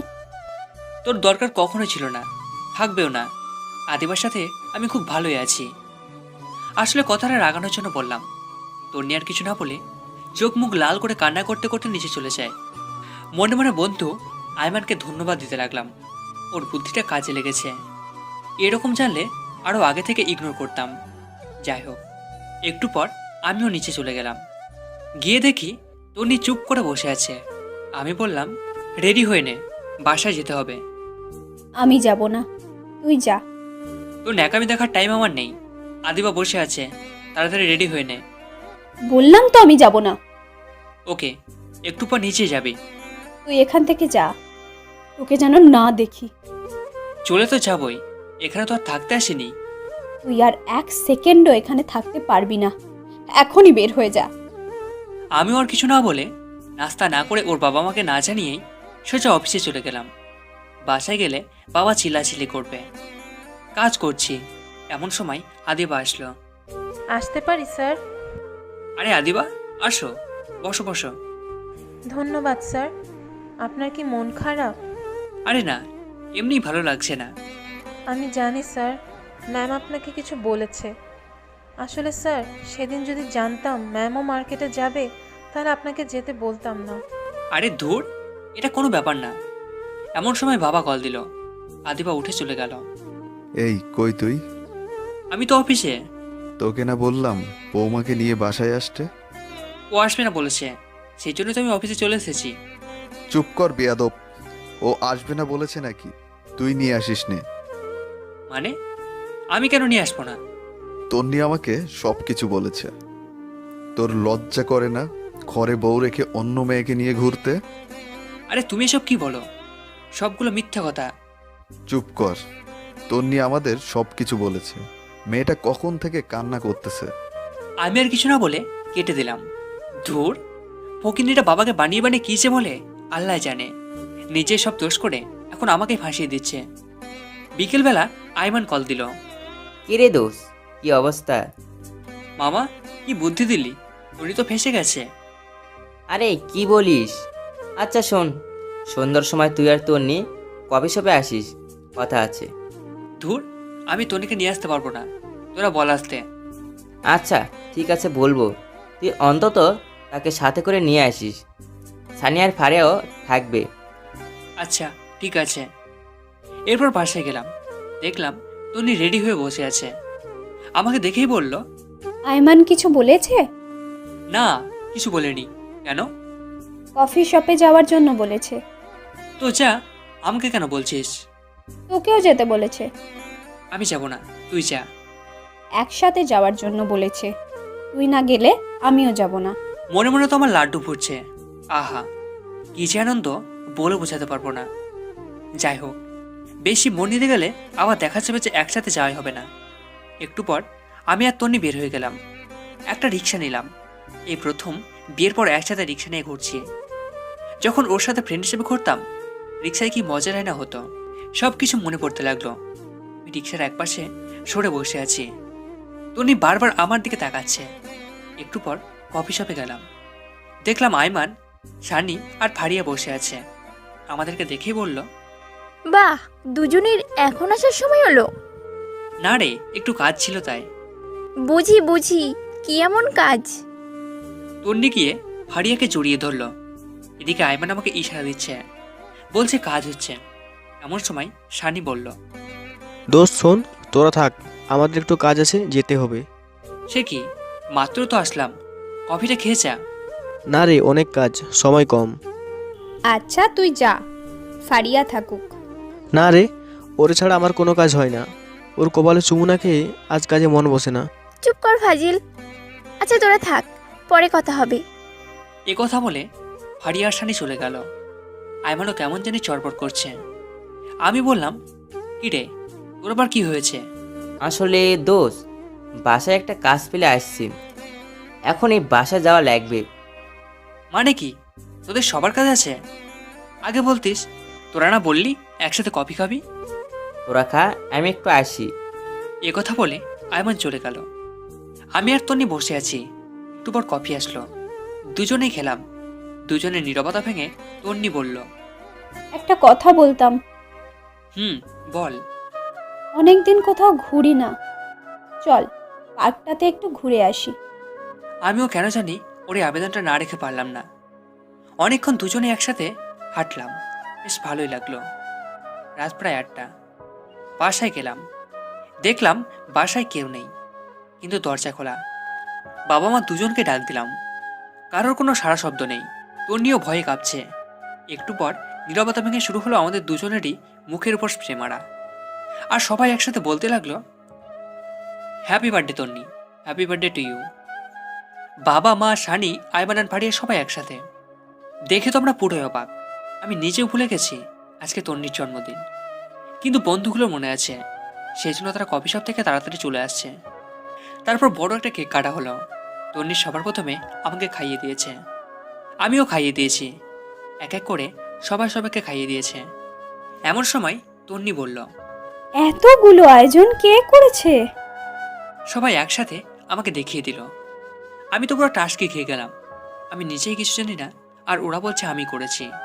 সেদিন সবাই একসাথে খাওয়া দাওয়া করে নিলাম, ওদের বাসায় যেতে দিইনি।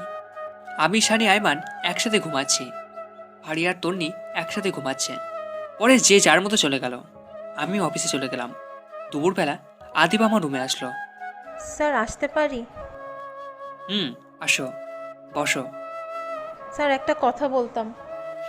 অবশ্যই বলো। আসলে স্যার আমার একজনের সাথে রিলেশন আছে। বাবা বিয়ের জন্য চাপ দিচ্ছিল, তাই আমি বাবাকে ফাহাদের কথা বলেছি। বাবা বলেছে ওকে নিয়ে বাবার সাথে দেখা করার জন্য। যদি আজকে বিকালের জন্য আমাকে ছুটি দিতেন উপকার হতো।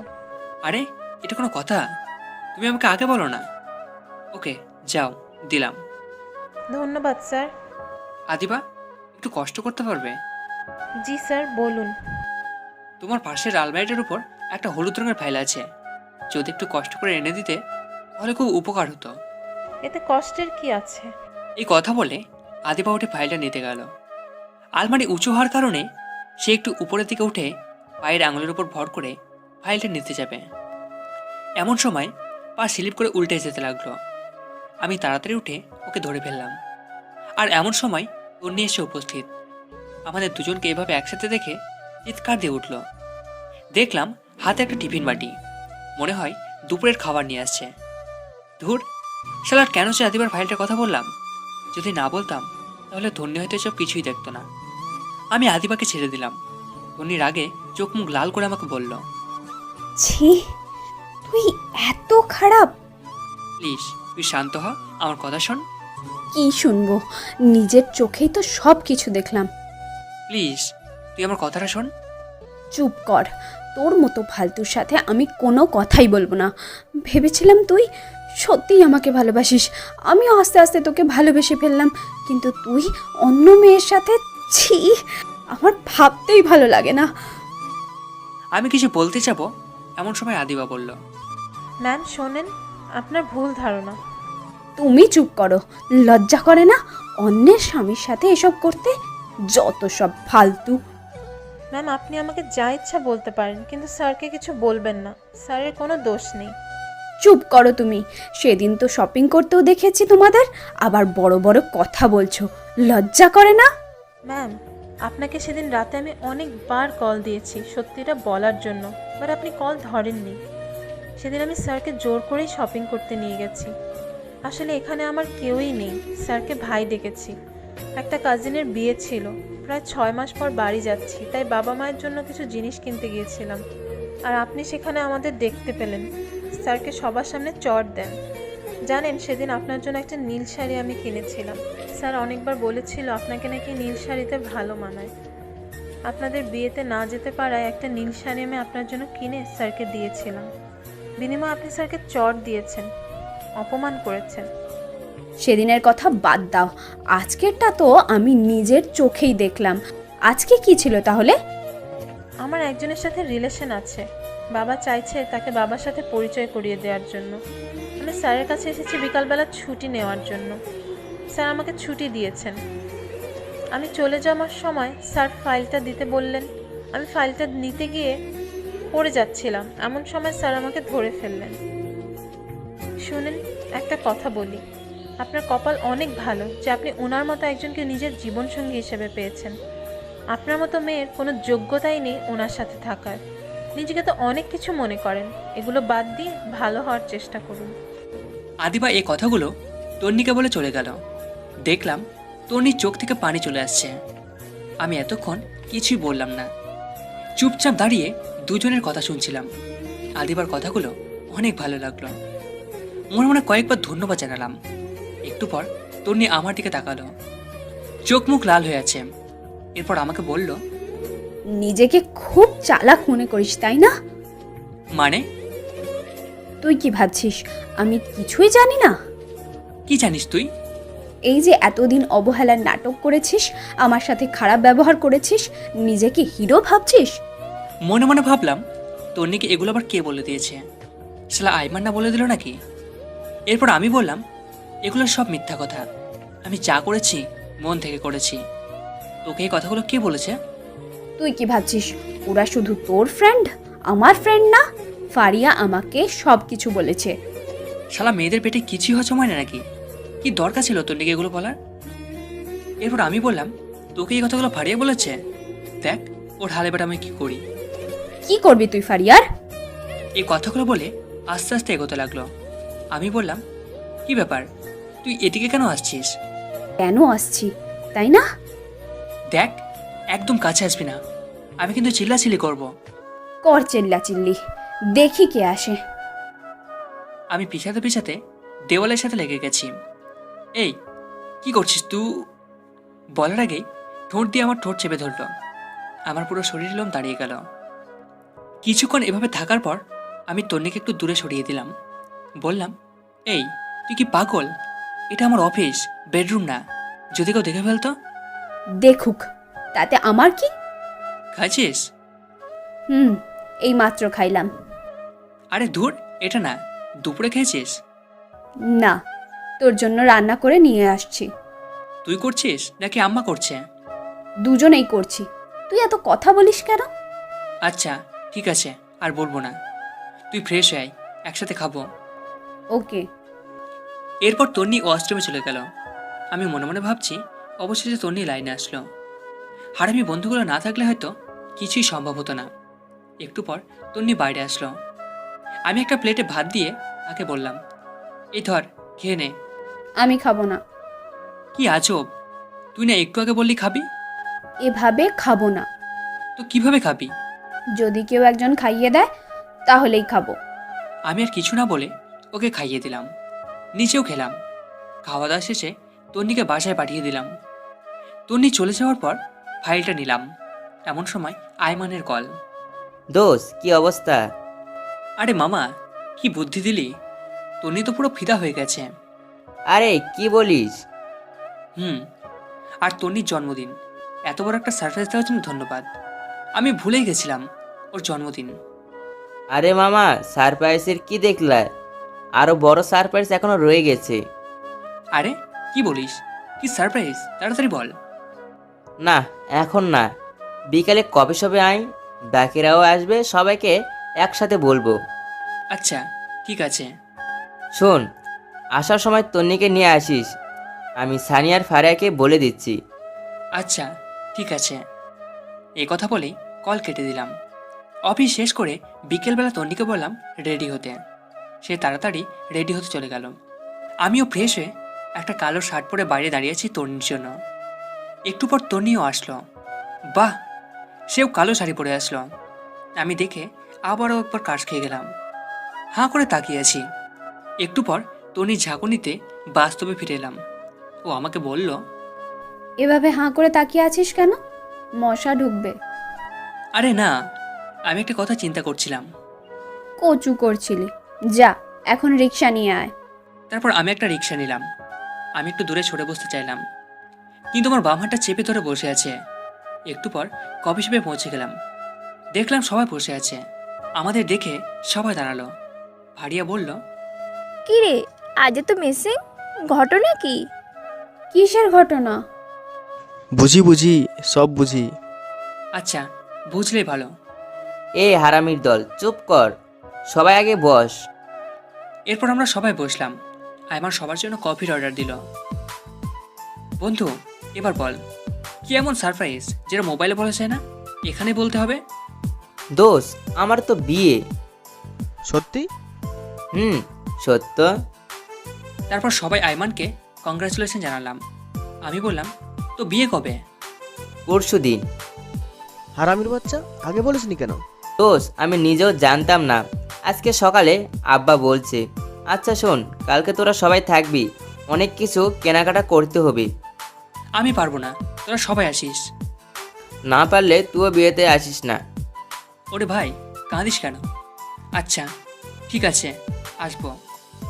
আমার কথা শুনে সবাই হাসাহাসি করতে লাগলো। এরপর কিছুক্ষণ আড্ডা দিয়ে কথাবার্তা বলে বাসায় চলে আসলাম। আমি ফ্রেশ হয়ে বাবার সাথে কথা বলছি। তন্নি তখন ফ্রেশ হচ্ছিল।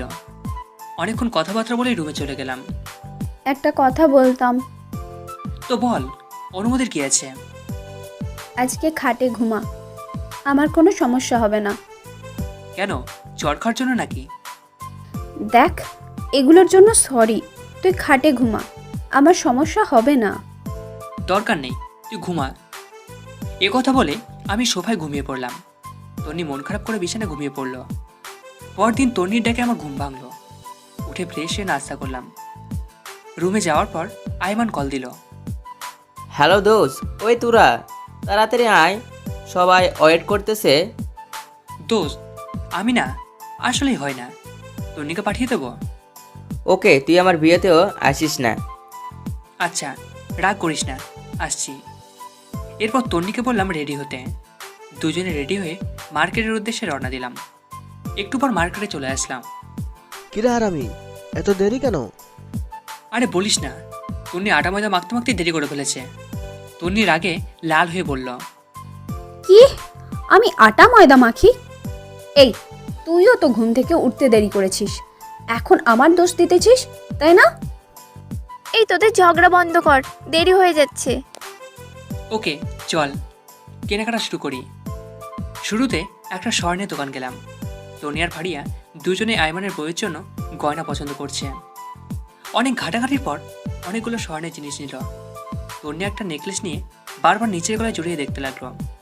আমি খেয়াল করে দেখছি, মনে হয় ওর পছন্দ হয়েছে, কিন্তু কিছু বলছে না। আমার দিকে বারবার তাকাচ্ছে। আমি দেখেও না দেখার ভান করে শাড়ির সাথে কথা বলছি। একটু পর শাড়ির দোকান গেলাম। সবার জন্য শাড়ি কিনলো। আইমানের মা, বোন, খালা আরও অনেকের জন্য কিনা হলো। তন্নি একটা নীল শাড়ি নিচের গায়ে জড়িয়ে আমাকে বলল, এই জুয়েল,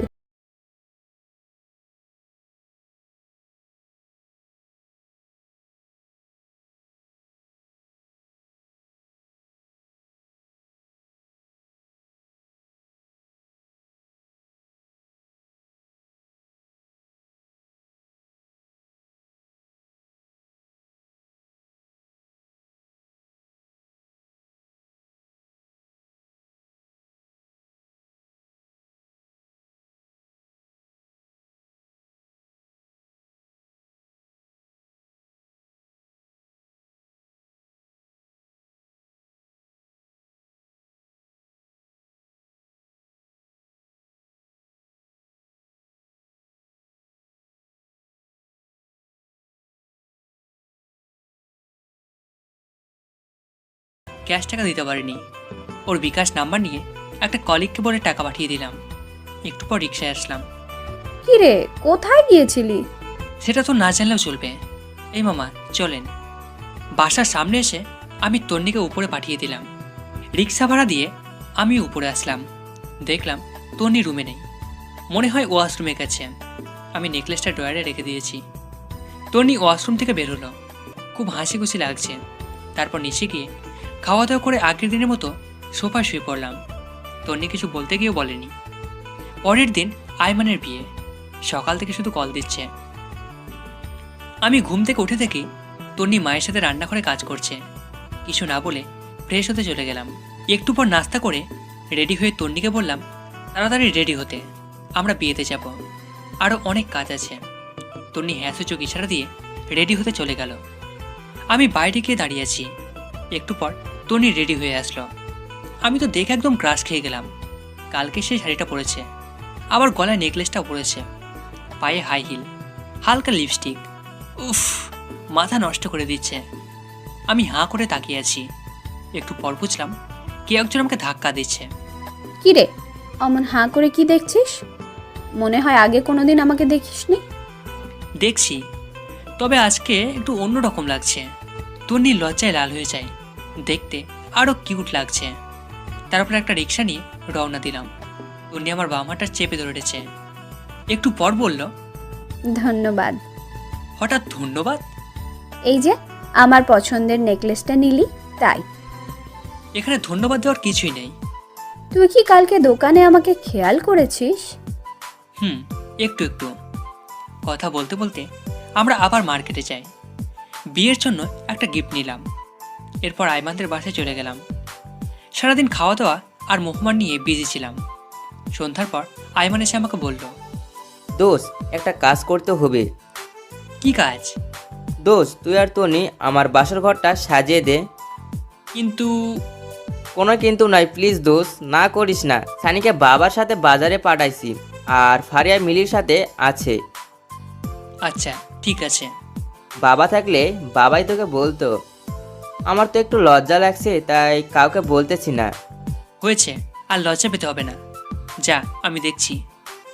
এরপর তন্নিকে খুঁজতে লাগলাম। দেখলাম নতুন বউয়ের সাথে সেলফি তুলছে। সারাদিনে কয়েক হাজারবার সেলফি তুলেছে, তাও মন ভরেনি। আমি ইশারা দিয়ে ডেকে নিলাম। তারপর এসে বলে, বল কেন ডেকেছিস? আরে বাসর ঘর সাজাতে হবে, এখানে আর কি কেউ পারে না। আরে কি বলিস, এখনো সাজায়নি? সাজালে কি তোকে ডাকতাম? আচ্ছা ঠিক আছে, চল। এরপর তন্নি আর আমি বাসর ঘর সাজাতে লাগলাম। সাজানো প্রায় শেষ, এমন সময় তন্নি বলে, জানিস, বাসর ঘর নিয়ে আমার অনেক স্বপ্ন ছিল। তাই নাকি? জানিস আমি কি কি কল্পনা করেছি বাসর রাত নিয়ে? কি কি? আমার জামাই আসবে, আমি লজ্জায় ঘুমটা দিয়ে রাখবো, সে ঘুমটা সরাবে, তারপর তার পা ছুঁয়ে সালাম করব, তারপর সে আমাকে গান শোনাবে, আমি তাকে শোনাবো, কিছুক্ষণ নাচবো, তারপর দুজনে ছাদে গিয়ে চাঁদ দেখব, সে আমাকে দোলনায় দোলাবে, হঠাৎ করে বৃষ্টি শুরু হবে। তুই পাগল নাকি? চাঁদ উঠলে আবার বৃষ্টি হয় নাকি? তুই চুপ থাক। তারপর আমরা দুজনে অনেক সময় হাত ধরে ভিজবো, তারপর আবার রুমে চলে আসব, আমি তার বুকে মাথা রেখে ঘুমিয়ে পড়ব। আমি তন্নির কথা শুনে একটু অভিমানের ভঙ্গিতে দাঁড়িয়ে দাঁড়িয়ে আয়মানের বাসর ঘরে গোলাপ ফুল ছিটাচ্ছি। আমার এমন মুখ দেখে তন্নি বলে, কি রে, তোর আবার কি হলো? কই কিছু না। মুখটা এমন প্যাঁচার মতো করে রাখছিস কেন? সবার কপালে কি আর বাসর রাত থাকে? অবাকাদের কপালে তো কিছুই থাকে না। হয়েছে, আর ঢং করতে হবে না। এই নে, এটা ধর। কি এটাতে? শেরওয়ানি। আমরা এখন বাসায় যাব, আমরাও বাসর ঘর করব। কি? আমি একটা লাল বেনারসি পরব, তুই 30 মিনিট পর রুমে যাবি। 30 মিনিট কি করবি? এত কথা তোর জানতে হবে না, যেটা বলছি সেটা। আচ্ছা ঠিক আছে, কিন্তু এত কিছু তুই কখন করলি? সারপ্রাইজ কি তুই একাই দিতে পারিস? আমি পারি না। আমি আর ফারিয়া মিলে করে এসেছি। এখন যা, একটা গাড়ি ঠিক কর, বাসায় যাব। ওকে। একটা সিএনজি নিয়ে আমি আর তন্নি তাড়াতাড়ি বাসায় গেলাম। আমি শেরওয়ানি পরে রেডি হয়ে আছি। কখন 30 মিনিট হবে? ঘড়ির দিকে তাকিয়ে আছি। অবশেষে 30 মিনিট হলো। আমি বাসর ঘরে যাচ্ছি। কেমন যেন লজ্জা লাগছে। সবসময় থাকি, তবুও আজকে কেমন যেন লাগছে। দূর, এত শরম দিয়ে লাভ নেই, আমি ভিতরে যাই। আস্তে করে দরজাটা খুলে ভিতরে প্রবেশ করলাম। তনি বড় একটা ঘোমটা দিয়ে বসে আছে। আমি গিয়ে ঘোমটাটা উঠালাম। তনি খাট থেকে নেমে আমার